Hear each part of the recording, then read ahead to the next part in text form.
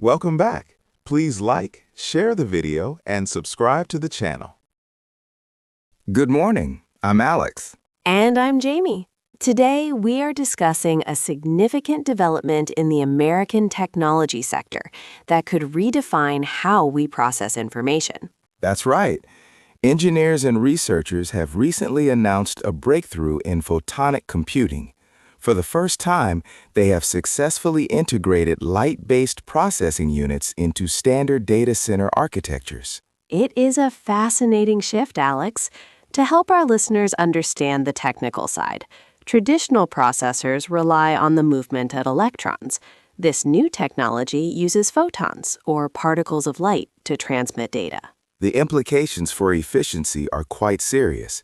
Because light moves without the same resistance as electricity, these photonic chips generate significantly less heat. This also leads to much lower energy consumption overall. It seems like a necessary evolution. The consortium of manufacturers involved in this project reported a 90% reduction in latency. In the computing world, latency refers to the delay or lag in data transfer. A 90% improvement is a massive leap forward for high-performance computing and complex simulations. It is also a very timely announcement. Under President Trump's current administration, there has been a steady focus on strengthening national infrastructure. As our digital needs grow, we must find ways to expand our data capacity without overwhelming the national power grid. Exactly. Many global data centers are facing pressure to reduce their carbon footprints and manage their energy use more effectively. This transition to photonic systems offers a way to maintain computational growth while remaining environmentally and economically responsible. Let's look at the timeline for this technology. When can we expect to see these chips in use? The reports indicate that the technology will be deployed in specialized research facilities by the end of this year. However, for the general business market, we are looking at broader commercial availability in early 2027. There is also the matter of cost. I understand the initial investment is quite high. It is. Adopting this hardware requires a high upfront cost. However, analysts suggest that the long-term savings in electricity and cooling will eventually pay for the transition. Major cloud service providers are expected to lead the way in adoption. It's a thoughtful strategy for the future of the industry. Thank you for that analysis, Jamie. You're welcome, Alex. And thank you for joining us. We will continue to monitor these technological shifts as they develop. Good morning. Today, we are focusing our attention on a significant development in American infrastructure and technology. That is correct, Alex. A large-scale pilot program for autonomous swarm logistics has officially launched. This initiative uses a network of interconnected drones to deliver medical and consumer goods to rural communities. What makes this program particularly unique is the use of swarm intelligence algorithms. Rather than a human pilot controlling each individual drone, these aircraft communicate with one another. They coordinate their flight paths in real time to avoid obstacles and find the most efficient routes. It is a very sophisticated system, Alex. It operates on what we call a hub-and-spoke model. Centralized distribution centers serve as the main hubs, and the drones fly out to specific locations from there. This is specifically designed to bridge the logistical gap for populations living far away from major urban centers. From a technical perspective, each unit is capable of carrying a payload of up to 5 kilograms. They are also built to operate in various weather conditions, which is essential for providing a consistent and reliable service to these remote areas. We should also mention the safety protocols integrated into the software. If one drone experiences a mechanical failure, it is programmed to navigate to a designated landing zone immediately. Meanwhile, the rest of the fleet automatically adjusts its formation to ensure the delivery schedule is maintained without further delay. That level of automation is truly impressive. Local officials have already reported some promising results.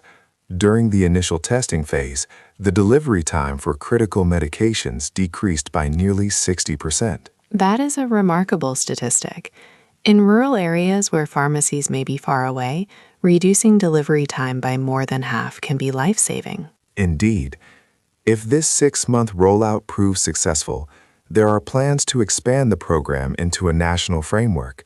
This aligns with the Trump administration's ongoing focus on modernizing American logistics and supporting high-tech innovation to help the economy. It certainly provides a sustainable and cost-effective solution for last-mile logistics, which has historically been a challenge in difficult terrain. It is a steady step forward in how we use technology to serve every citizen, regardless of their location. Thank you for that analysis, Jamie. You are very welcome, Alex. Welcome to our daily financial analysis. I'm Alex. And I'm Jamie. Today we're looking at why global bond markets have entered a period of relative calm after a long stretch of uncertainty. It is an interesting shift. Treasury yields in major economies are now trading within a very narrow range. This suggests that the market is finally finding its balance. Much of the stability is due to the latest reports from the International Monetary Fund. Their data suggests that global inflationary pressures have reached a plateau. For our listeners, when we say inflation has reached a plateau, we mean it has stopped rising and is staying at a steady level. Because of this, institutional investors believe the aggressive tightening cycles, the period where central banks raise interest rates, are finally coming to an end. That has led to a renewed interest in long-term bonds. When investors feel the economy is stabilizing, they are more willing to put their money into these fixed income assets. Here in the United States, the 10-year Treasury note yield has remained very consistent. As President Trump continues to focus on domestic manufacturing and employment figures, investors are carefully digesting the latest data. The figures show a resilient labor market. This is professional shorthand for a job market that is strong and flexible. Importantly, this strength isn't triggering a wage price spiral. That is a situation where rising wages and rising prices push each other up in a dangerous cycle. Since that risk seems lower now, professional portfolio managers are moving assets back into high-grade corporate bonds. We have seen demand for these bonds increase steadily over the last 3 trading sessions. Now the market is shifting its focus to the banking sector. We are waiting for the upcoming quarterly earnings reports. These reports will help us understand the health of consumer credit and how families are managing their debt. While we still see some volatility in emerging market currencies, the broader global trend is moving toward more predictable models. Analysts emphasize that this current equilibrium, or balance, provides a vital window for corporations. It allows them to restructure their debt and plan their spending for the rest of the fiscal year, provided that geopolitical conditions remain stable. It is a moment of steady observation for the markets. Thank you for joining us today, Jamie. It was a pleasure, Alex. We will continue to monitor these trends as they develop.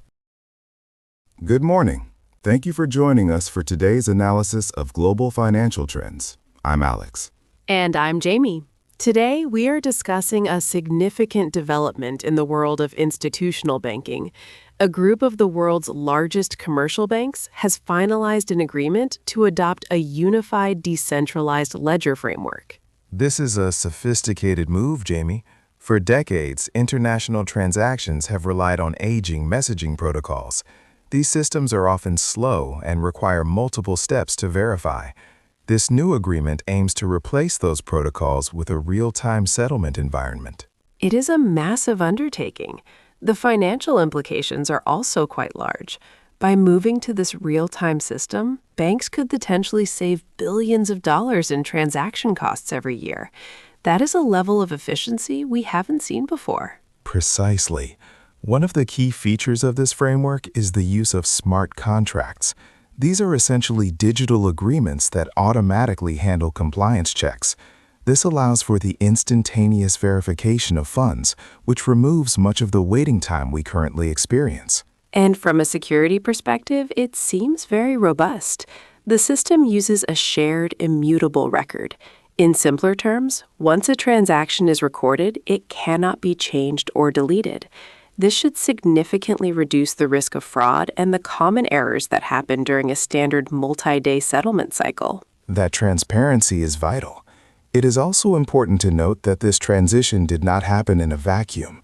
The project has undergone extensive regulatory scrutiny over the past 18 months. Under President Trump's administration, there has been a steady focus on ensuring that new financial technologies meet strict international anti-money laundering and cybersecurity standards. That's a good point, Alex. Stability and security are clearly the priorities here. While the first phase of live transactions is scheduled to begin next month, the full migration of all assets will likely take several years. It is a gradual process, but a necessary one. Many specialists believe this represents the most significant upgrade to the global financial infrastructure in decades. It certainly paves the way for future innovation in digital asset management. It will be interesting to see how this increases institutional liquidity over time. Indeed, it is a thoughtful step toward a more modern, secure financial network. Thank you for sharing your insights today, Jamie. My pleasure, Alex. Hello and welcome to today's policy briefing. I'm Alex. And I'm Jamie. Today, we are discussing a significant policy update from the White House. President Trump has recently introduced a comprehensive package of initiatives aimed at domestic regulatory reform. This is a central part of the administration's current economic strategy.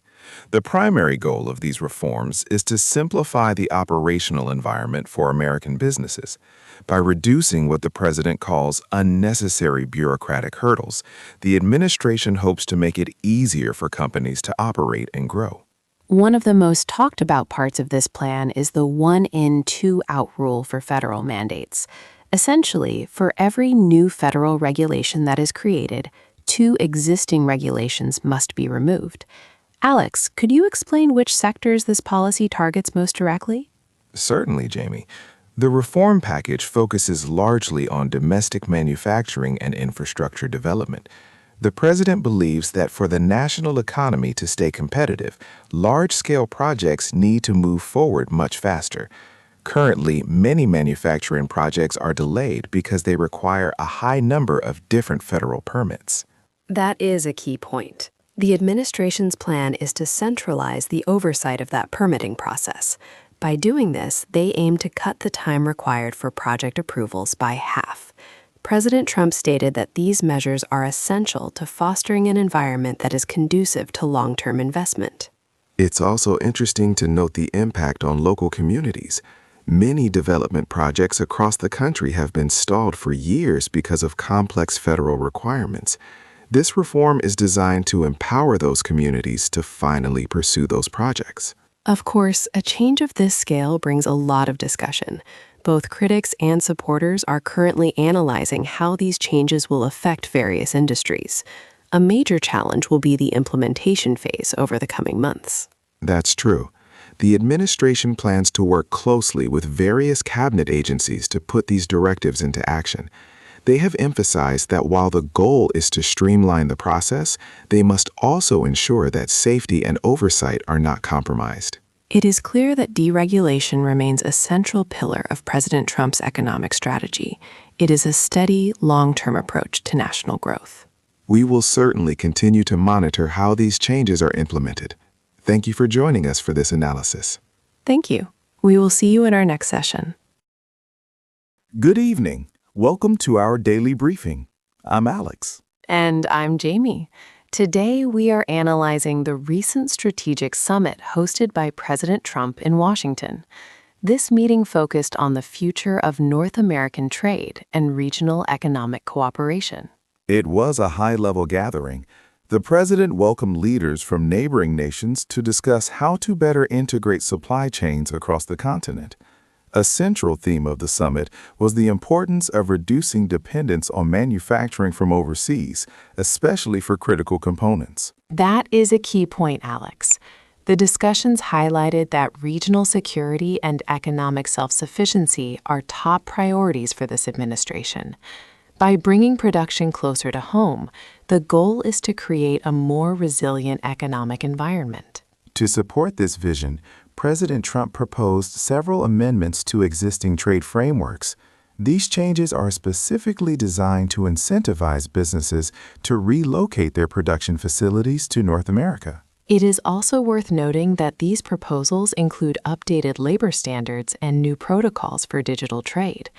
This shows an awareness of the evolving nature of the global economy. It is no longer just about traditional goods. It's about how we manage data and technology across borders. Exactly. During the summit, President Trump noted that a stronger, more integrated North American market provides a stable foundation. He suggested that this stability is essential as the world faces significant economic shifts. The meeting concluded on a positive note, with a joint commitment from all leaders to continue negotiations on a revised trade memorandum. While the broad goals have been set, administration officials indicated that follow-up sessions will be held to finalize the technical details. It seems this summit is a major component of the president's broader strategy. By strengthening regional partnerships, the administration aims to ensure national economic stability for the long term. It is a steady, calculated approach to a very complex global issue. We will certainly see more developments as those technical negotiations begin in the coming weeks. Thank you for joining us for this analysis. We will continue to monitor these trade updates as they move forward. Good night. Good morning. Thank you for joining us on today's edition of Policy Insight. I'm Alex. And I'm Jamie. Today, we are taking a closer look at the federal government's recent announcement regarding the National Initiative to Modernize Public Transportation. This is a significant development. The Trump administration has unveiled a multi-billion-dollar initiative designed to revitalize the nation's aging infrastructure. It is a broad plan that focuses on several different layers of our transit systems. It is indeed comprehensive, Alex. From what we have analyzed, the program provides essential funding for the modernization of aging rail systems and the expansion of bus rapid transit lines. Another interesting feature is the focus on digital ticketing systems that work across different municipalities. The primary objective here is efficiency. By improving these networks, the goal is to provide a more reliable alternative to private vehicle travel. This is particularly important in our most densely populated areas, where traffic is a constant challenge. I think it's also important to highlight the smart city technology mentioned in the proposal. The initiative plans to use real-time data to optimize transit schedules. The goal is to reduce wait times for passengers, making their daily commutes much smoother. That's a very practical application of technology. Beyond the physical upgrades to tracks and buses, the program includes grants for mobile applications. These apps will allow users to track transit vehicles with high precision. It seems the administration is prioritizing the user experience to encourage higher ridership. It makes sense. If the experience is better, more people will use it, which naturally reduces congestion on major urban roads. Community leaders have already expressed their support, noting that reliable public transit is a critical component of economic mobility. Right. When people can get to work reliably, the entire local economy benefits. Regarding the timeline, the rollout will begin in 10 major cities. However, the plan is to expand to mid-sized municipalities over the next 5 years. This suggests a long-term commitment to improving the livability and functionality of our urban centers. It is a steady, phased approach to a very large task. Thank you for that analysis, Jamie. It will be interesting to see how these changes take shape in the coming months. My pleasure, Alex. We will continue to follow the progress of this infrastructure rollout as it develops. Welcome to the Policy Review. I'm Alex. And I'm Jamie. Today, we are examining a significant report regarding the integration of mental health services into primary care. It is a topic that is gaining a lot of attention in the healthcare community. That's right, Jamie. The study followed thousands of patients over a 3-year period. It focused on a holistic approach, which basically means treating the mind and the body as one interconnected system rather than two separate parts. The findings were quite positive. Patients who received mental health screenings and counseling during their routine physical exams reported much higher levels of overall well-being. It seems that when we address mental health in a familiar setting, the results improve significantly. One of the most important aspects mentioned in the report is the reduction of stigma. Many people feel hesitant or even embarrassed to visit a dedicated mental health clinic. However, when these services are provided by their regular family doctor, it feels like a normal part of healthcare. Precisely. This model also allows for what providers call a warm handoff. Instead of just giving a patient a phone number for a specialist, the general practitioner can introduce the patient to a mental health professional right there in the office. This ensures that patients don't fall through the gaps during the referral process. From a policy perspective, this is very efficient. If we can identify concerns early in a primary care setting, we can prevent more serious conditions from developing later on. And that leads to a reduction in the burden on our emergency services. Public health advocates are now calling for this model to be adopted across the entire national healthcare system. They argue it improves the quality of care while lowering long-term costs. It will be interesting to see how the Trump administration views these findings. With the president's current focus on resource allocation and improving efficiency, this integrated model seems to align with the goal of getting better results from our federal healthcare spending. I agree. If the data shows that preventative care reduces the need for expensive emergency interventions, it becomes a very strong argument for future policy changes. It is a steady shift toward a more comprehensive way of looking at human health. Thank you for joining us for this analysis. Thank you. We will continue to monitor how these studies influence national policy. Good evening. Thank you for joining us for today's scientific briefing. I'm Alex. And I'm Jamie. Today we are turning our attention to the stars. In a significant announcement, an international team of astrophysicists has confirmed the detection of a rare cosmic event.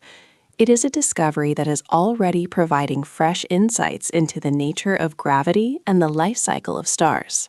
That's right, Jamie. Researchers have successfully captured the ripples in space-time caused by the merger of a black hole and a neutron star. This was made possible by using highly sensitive laser interferometers.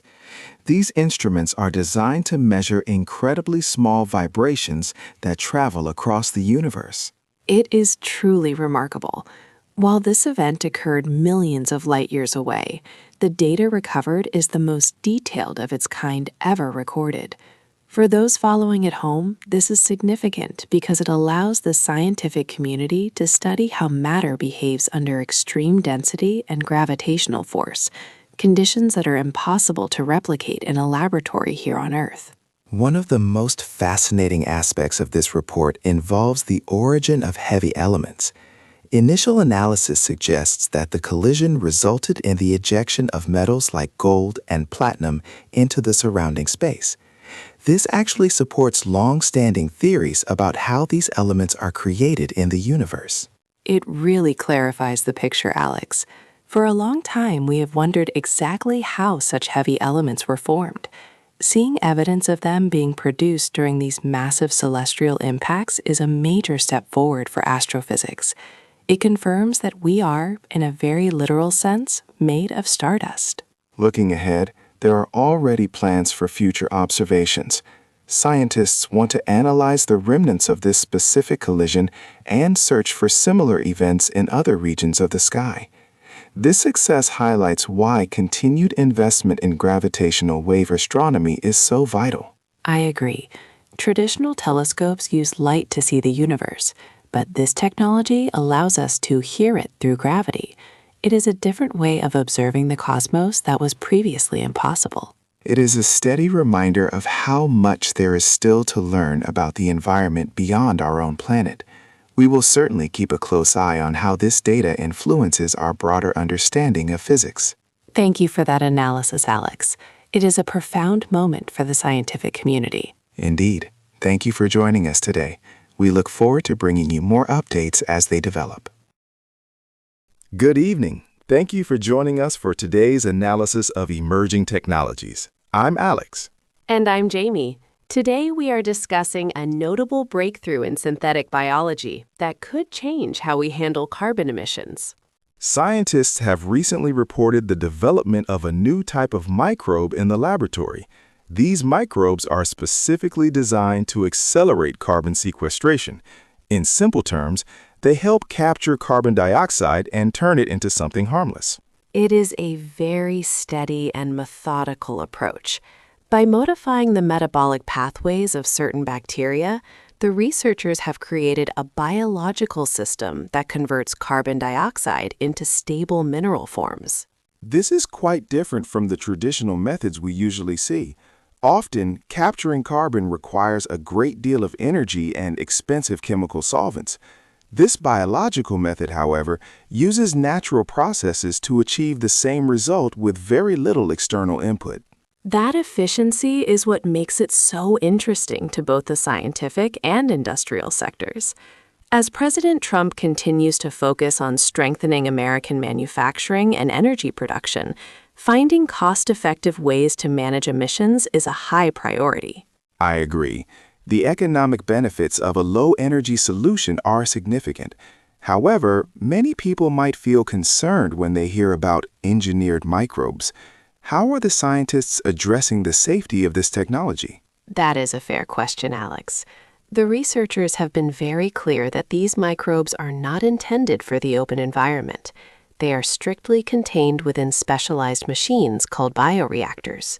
These systems would be installed directly into the exhaust systems of power plants or manufacturing facilities. So the entire process is controlled and isolated. It is currently in the experimental stage, but the early results regarding efficiency are very promising. The demonstration has already attracted substantial interest from various industries. The next challenge is the scale. Scientists now need to determine if these bioreactor systems can work on a massive industrial level. If they are successful, this application of synthetic biology could provide a sustainable way to reduce emissions across many sectors. It is a thoughtful application of science to meet industrial needs. It shows how biology can offer solutions that traditional mechanical engineering sometimes struggles with. It certainly does. We will keep a close eye on the next phase of this research as it moves toward larger trials.